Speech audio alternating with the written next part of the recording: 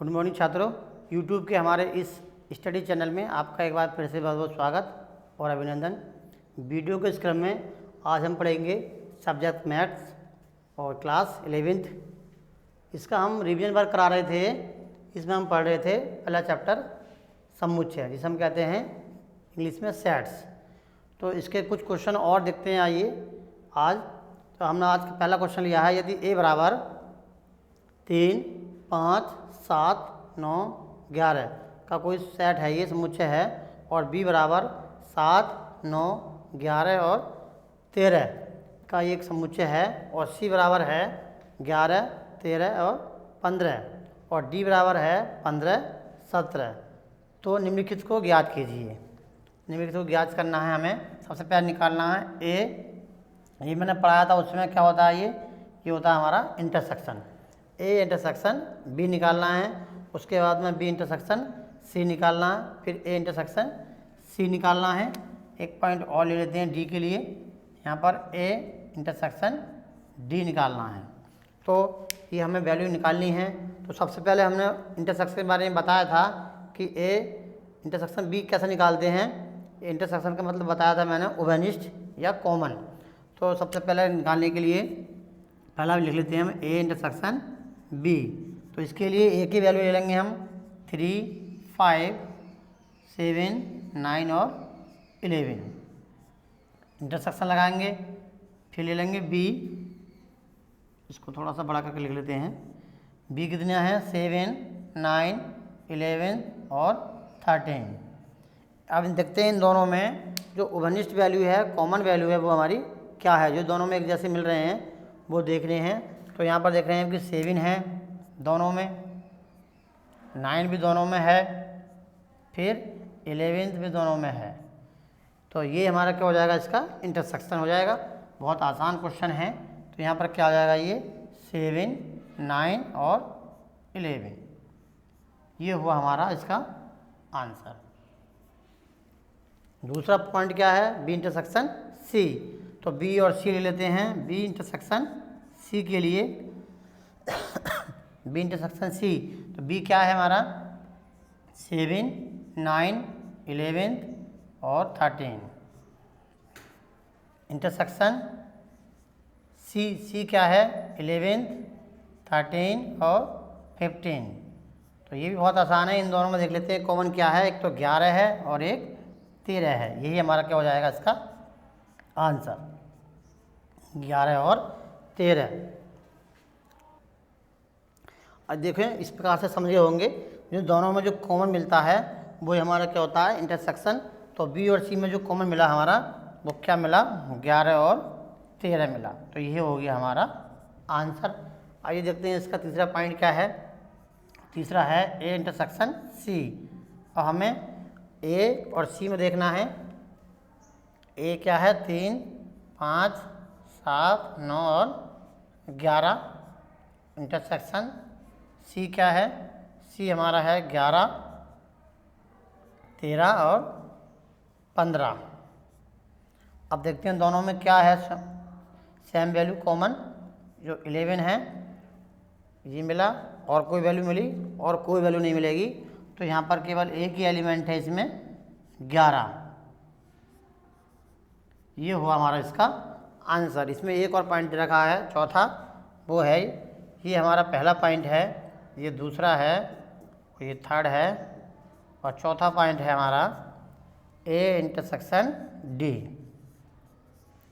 तो ए कितना है, ए हमारा 3, 5, 7, 9 और 11। इंटरसेक्शन डी कितना है 15 और 17। हम देख रहे हैं यहाँ पर कि कोई भी कॉमन वैल्यू नहीं है। तो जब कोई भी कुछ भी नहीं है कॉमन, तो क्या लिखेंगे यहाँ पर हम 0 नहीं लिख सकते।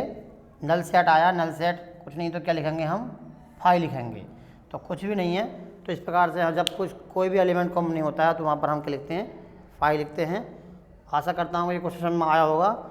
आइए देखते हैं इससे अगला प्रश्न।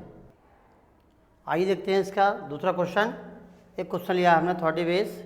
जैसे ये है, 400 व्यक्तियों के समूह में 250 हिंदी तथा 200 अंग्रेजी बोल सकते हैं। कितने व्यक्ति हिंदी और अंग्रेजी दोनों बोल सकते हैं? तो टोटल व्यक्ति कितने हैं?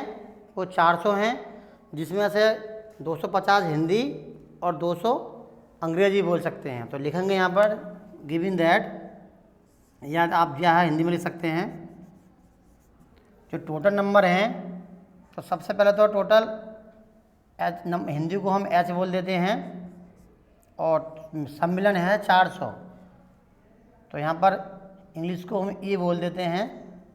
तो टोटल दे रखे हैं कितने?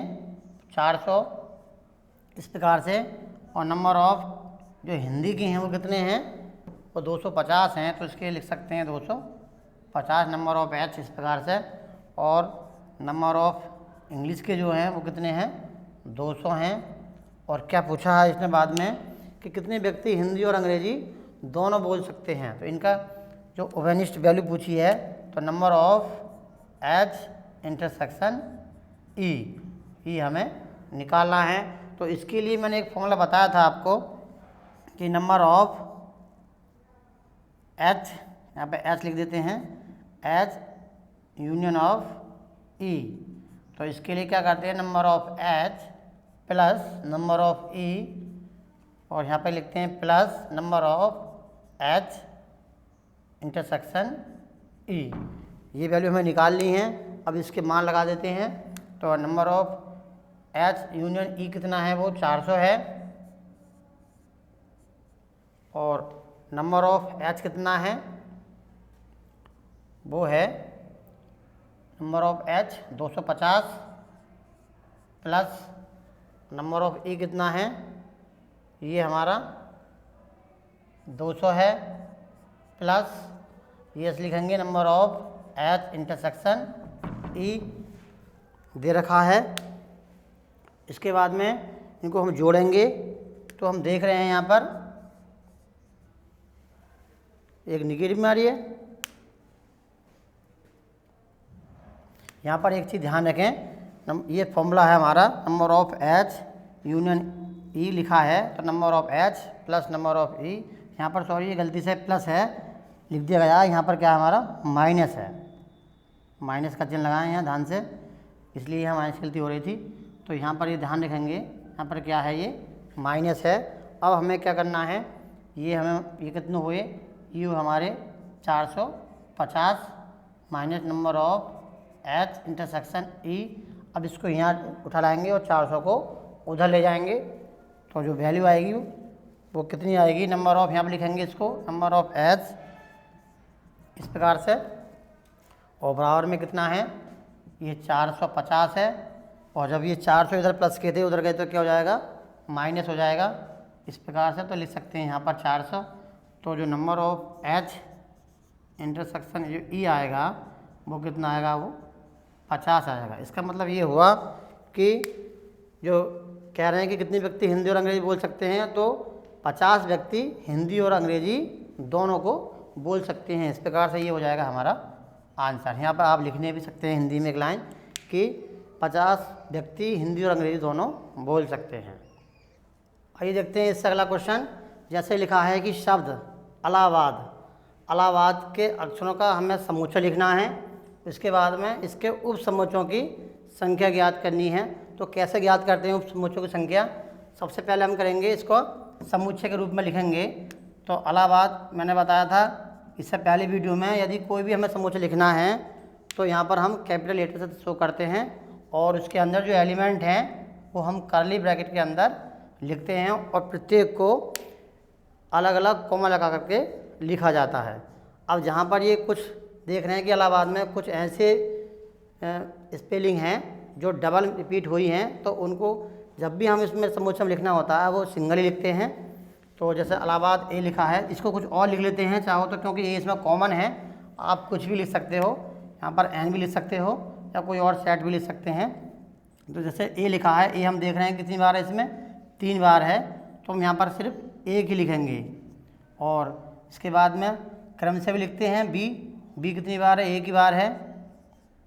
और यहाँ पर देख रहे हैं इसके बाद में एच भी है, एच भी लिख सकते हैं इस प्रकार से, क्रम से लिख लेते हैं आप। और इसके बाद में क्या है? फिर एल है, और फिर क्या है? वो डी है। इसके अतिरिक्त कोई अक्षर और है?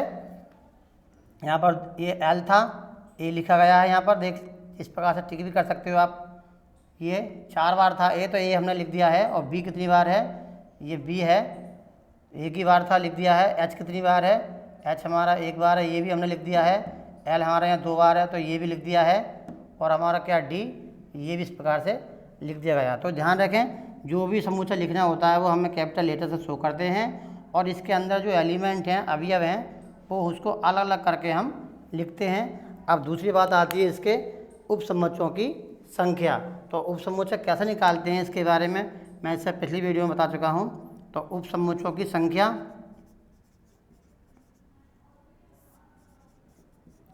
कैसे निकालते हैं, इसकी जो निकालने का फॉर्मूला है वो 2 की पावर n। n का मतलब ये है जो एलिमेंट हैं इसमें वो कितने हैं, उसकी नंबर ऑफ लिख लेते हैं 2 की पावर में। तो कितने एलिमेंट हैं इसमें देखते हैं, 1 2 3 4 5 हैं। ये इस प्रकार से तो आप देख रहे हैं कि कई सारे हैं, लेकिन इसमें अंक रिपीट हुए हैं। तो हम समुच्चय के रूप में जो लिखते हैं वो इस प्रकार से एक ही बार लिखते हैं, और कुछ संख्या रिपीट होती है। तो यहाँ n की जो वैल्यू है वो कितनी है? 5 है। वो लगाएंगे यहाँ पर 2 की पावर 5। अब इसको हम जो हल करेंगे तो कितना आएगा? ये 32 आएगा। चाहो तो आप इस प्रकार से गुणा भी कर सकते हैं। 5 बार लिखना है 2 को, 1 2 3 4 और 1 5। तो अब इसको हम हल करेंगे, 2 दूनी 4 दूनी 8 दूनी 16 दूनी 32। तो हमारा ये 32 इसमें उपसमुच्चयों की संख्या होगी। इसके पहले मैंने ये भी बताया है कि उपसमुच्चय निकालते किस प्रकार से हैं। तो इसको अगर निकालना हो तो कैसे निकालेंगे, चलो यहाँ उपसमुच्चय निकाल भी देते हैं। उपसमुच्चय किस प्रकार से निकालते हैं, क्योंकि ये 32 है तो बहुत है, अगर लिखना चाहूँ तो बहुत इसमें लिखा भी जा सकता है। तो अगर लिखना हो तो क्या करते हैं हम, पहले लिखते हैं 5, क्योंकि 5 जो होता है वो सभी में जो रिक्त समुच्चय होते हैं वो 5 भी शामिल होता है। उसके बाद में ए लिखते हैं, कॉमा लगा कर बी, फिर एच, फिर एल, फिर डी, और फिर दूसरे और आगे संख्या लिखनी है तो ए कॉमा बी लिखा जाएगा। इसी प्रकार से ए कॉमा एच लिखा जाएगा, ए कॉमा एल लिखा जाएगा, इसी प्रकार से ए कॉमा डी लिखा जाएगा। और यदि हमें फिर और आगे बढ़ाना है तो बी कॉमा एच लिखा जाएगा, फिर बी कॉमा एल लिखा जाएगा, बी कॉमा डी लिखा जाएगा। इसी प्रकार से हम निकाल चले जाएंगे। तो संख्या जो आएगी वो हमारी 32 आएगी। जैसे हम देख रहे हैं यहाँ पर 1 2 3 4 5 हैं। इसके जब हम उपसमुच्चय बनाएंगे तो उसमें कितने शब्द, मतलब कितनी संख्या आएगी, वो 32 आएगी। आशा करता हूँ कि ये क्वेश्चन समझ में आया होगा। आइए देखते हैं इससे अगला एक और प्रश्न। आइए देखते हैं इससे अगला प्रश्न, जिसमें दे रखा है यदि u बराबर 1 2 3 और ये 4 भी रहेगा इसमें, इस प्रकार से कहाँ तक है? 10 तक है। तो 1 2 3 4 5 6 7 इस प्रकार से 10 तक लेंगे। और a की वैल्यू दे रखी है इसमें 2 4 6 8, मतलब सम संख्याओं का संग्रह दे रखा है। और b का मान जो दे रखा है वो विषम संख्याओं का संग्रह है, 1 3 5 7 और 9 इस प्रकार से है। तो निम्नलिखित का मान ज्ञात कीजिए। हमें क्या निकालना? a डैश, दूसरे में निकालना b डैश, फिर निकालना तीसरे में a यूनियन b का होल डैश। तो कैसे निकालेंगे? सबसे पहला पॉइंट के लिए करेंगे हम a डैश। a डैश के लिए मैंने बताया था इससे पिछली वीडियो में फॉर्मूला u माइनस a। इसको हम पढ़ेंगे u की वैल्यू जो a में ना हो। तो मतलब a डैश निकालना है, इसको इसके आगे निकाल देते हैं। तो u की जो वैल्यू है वो क्या है हमारी? 1 2 3 4 5 6 7 8 9 और 10 माइनस ए कितना? 2 4 6 8। तो जो इसे हटाने के बाद में घटाएंगे इसमें से ये वैल्यू, तो किस प्रकार से घटाते हैं ये भी हम बता चुके हैं इससे पिछली वीडियो में। 2 4 6 8 ये हट जाएंगे, 2 4 6 और 8 हटा दीजिए, और जो शेष वैल्यू आएंगी वो हमारा क्या हो जाएगा? इसका आंसर होगा। तो 1 होगा, और 3 होगा, फिर 5 रहेगा, 7 रहेगा, फिर 9 रहेगा और 10 रहेगा। तो इस प्रकार से ये हो जाएगा हमारा ए डैश का आंसर। अब देखते हैं, आइए दूसरी वैल्यू सेकेंड पार्ट है इसका बी डैश। इसी प्रकार से बी डैश निकालना है तो क्या लिखेंगे हम? u माइनस बी लिखेंगे। तो u की वैल्यू फिर यही है हमारी 1 2 3, इस प्रकार से आप डॉट डॉट 10 भी लिख सकते हैं, माइनस। अब b क्या है? b हम देख रहे हैं, b हमारा विषम संख्याओं का संग्रह है 10 तक की। तो 1 3 5 7 और 9। जब माइनस करेंगे हम ये सब विषम संख्याएं 1 से लेकर 9 तक की। तो क्या बचेगा यहाँ पर, सम संख्याओं का संग्रह बचेगा।